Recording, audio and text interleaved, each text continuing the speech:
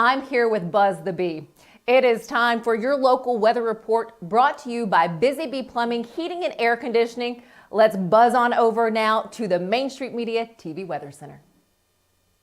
Today in Nashville, sunny with a high near 82, northeast wind 5 to 10 miles per hour. Thank you for the update. Tune in each day here at Mornings on Main Street for an up-to-date weather report brought to you by Busy Bee Plumbing, Heating and Air Conditioning. All their contact information is below. Have a great day. Good morning, Stephanie. Good morning. Hi, kids. Hot tea, please.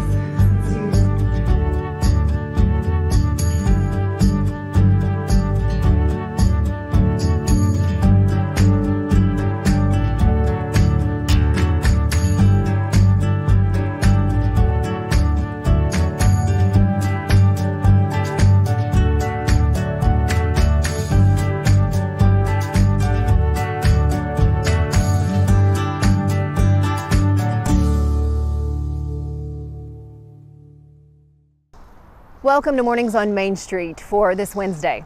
I'm your host, Stefanie Miller. I am standing outside of Montgomery County Animal Care and Control. This location has been the focus of a number of media stories recently, and it's because of the record high number of intakes here at Montgomery County Animal Care and Control. In the month of July, this location saw more than 580 animals, pets, come through the door here.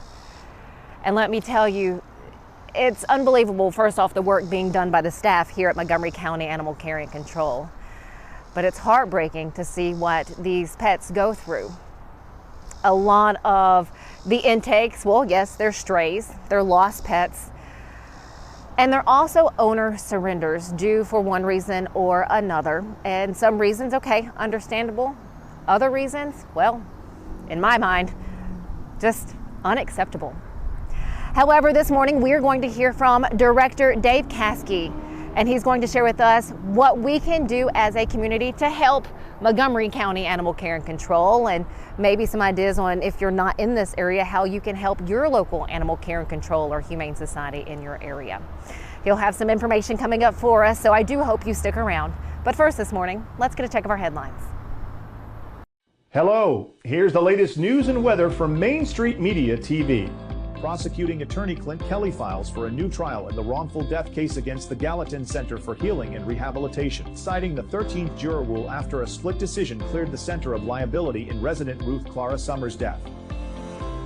Two fatalities occurred in a late-night West Nashville crash involving a man now in custody, suspected of driving under the influence and causing the fatal collision.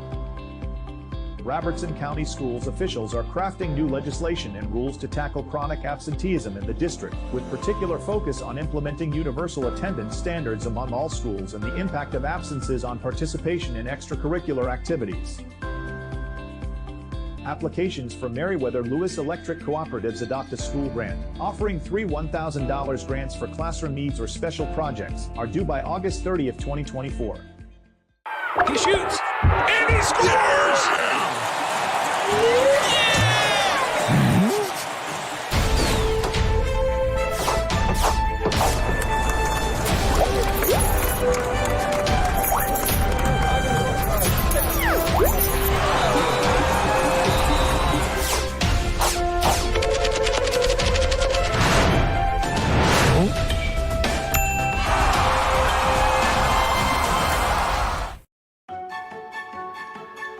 So, you want to be a part of the Busy Bee team, huh? Well, how do you see yourself fitting into the organization? Oh, I get it. You want to be a weather bee.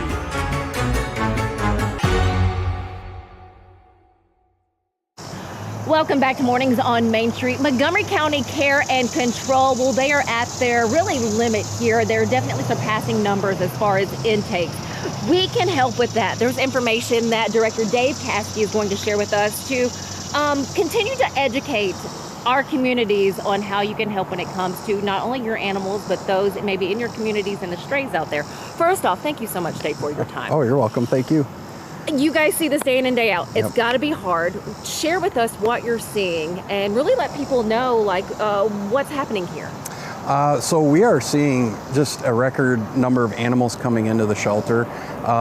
It's kind of, we've seen that increase start to occur right after COVID, but it's gotten a lot worse over the last year. We've just seen our numbers increase greatly since March of this year. Since March of this last year, our average animal intake is 20 plus animals a day. That's extremely frustrating for us and for our staff because we have limited space here. So animals that are coming in, we're trying to find space for those animals coming in to house them here.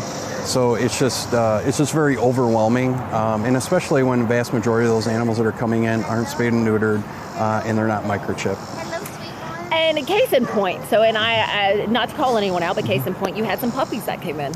Yes, so we had some puppies that came in, beautiful puppies. We knew who the owner was. We contacted the owner, and they basically told us that we can go ahead and keep those puppies. They didn't want them back. So that's kind of what we're seeing. We're seeing a lot of uncontrolled backyard breeding happening here in Montgomery County. A lot of animals that aren't being spayed and neutered. So there's uncontrolled breeding, maybe accidental breeding that's happening. And then once those dogs and cats are having their litters, they're not wanted anymore. So a lot of times those puppies and those kittens end up here at the shelter. And I'm sorry to say, shame on you, shame on us as a whole, as a society, for who adopt these animals, who take in these animals and then either breed or just say, you know what, I don't want this anymore. That is not how it works. It is a commitment. It is a lifetime commitment.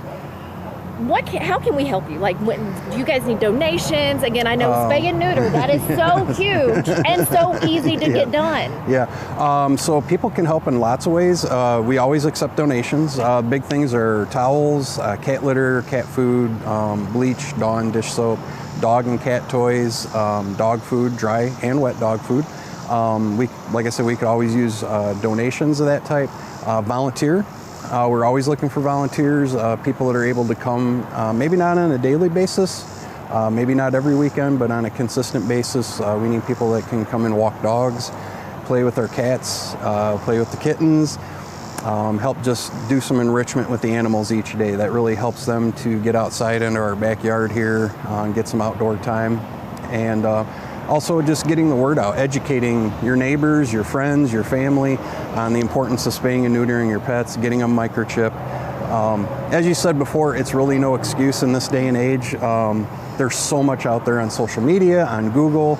It's so easy to Google, like, how do I train my dog not to pee in the house? Or how do I, what's the time frame I need to allow my shelter pet that I just adopted to adjust? There's just so many resources out there. There's a lot of dog trainers that can help.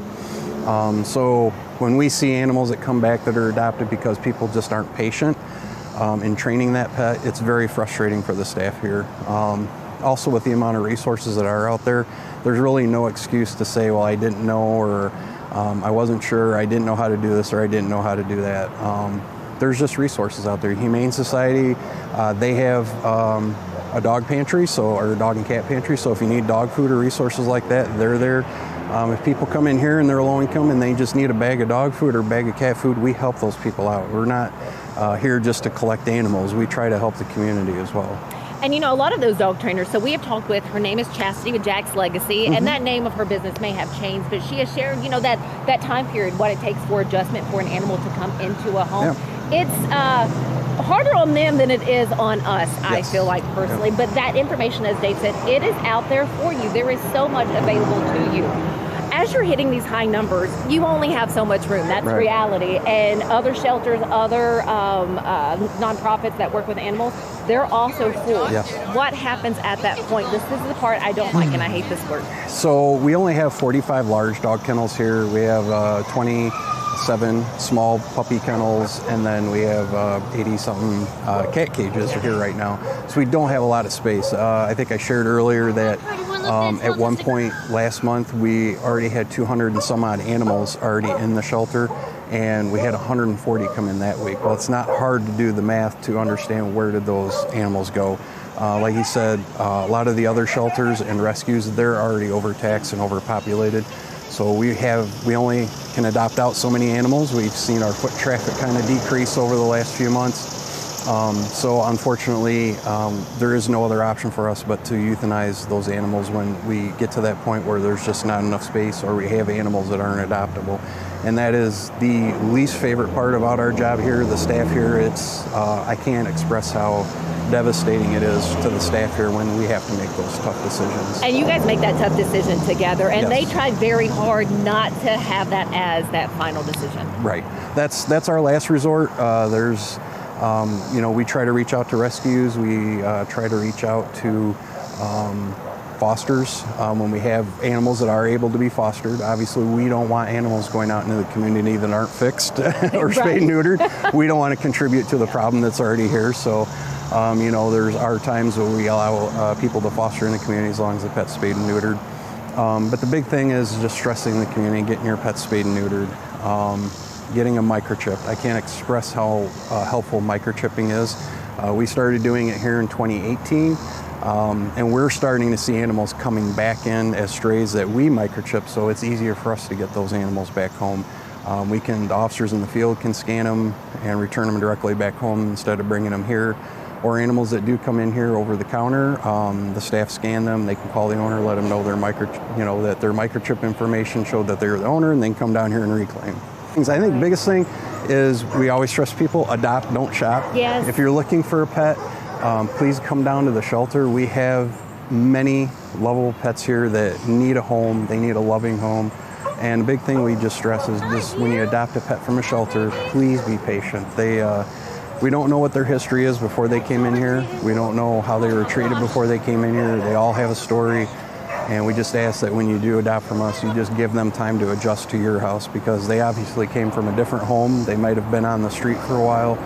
So we just tell everybody, just give them time to adjust. If you have other pets in the house, just kind of keep them separated for a couple, 3 weeks until they all get adjusted to each other. And there's tips on that you can find on Google research. Yes. I mean, it's so easy to do, or call, maybe a trainer, and they're always happy to give you helpful tips on how you can make that adjustment easier, both for your pet, your animal, and for your family. Yeah. Director of the Montgomery County Animal Care and Control, Dave Kaske, we appreciate your time and everything you guys do. I appreciate you getting the word out. Oh, yes, sir. Stick with us. We have some other tips at the very end of today's show, so come back after the break. We'll have that for you. I may get on a little soapbox, but you'll have to forgive me on this one.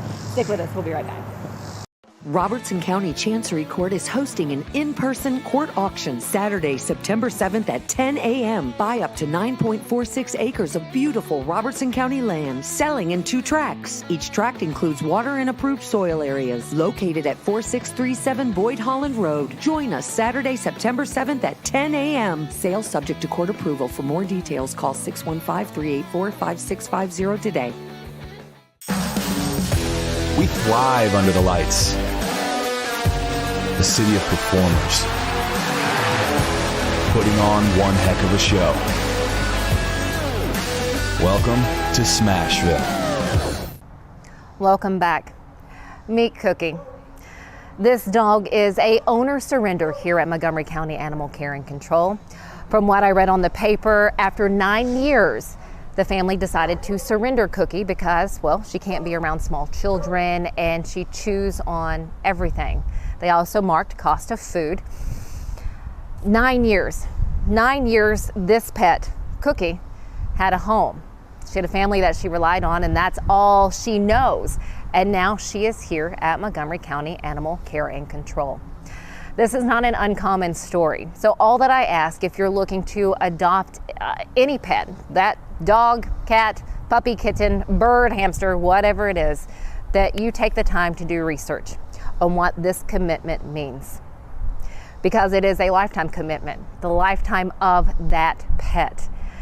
Unlike us who, we can voice our frustration when we're scared, we can voice when we're stressed, when we don't feel well. These animals, these pets, they don't have that voice.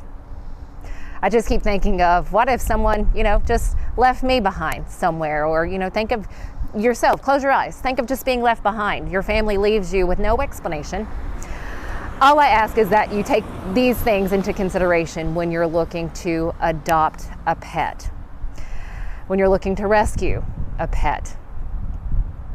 It's just heartbreaking. Anyways, just please think about that. I appreciate you sticking with us here at Mornings on Main Street. Have a beautiful rest of your day. Show some pets some love. We'll see you back here tomorrow.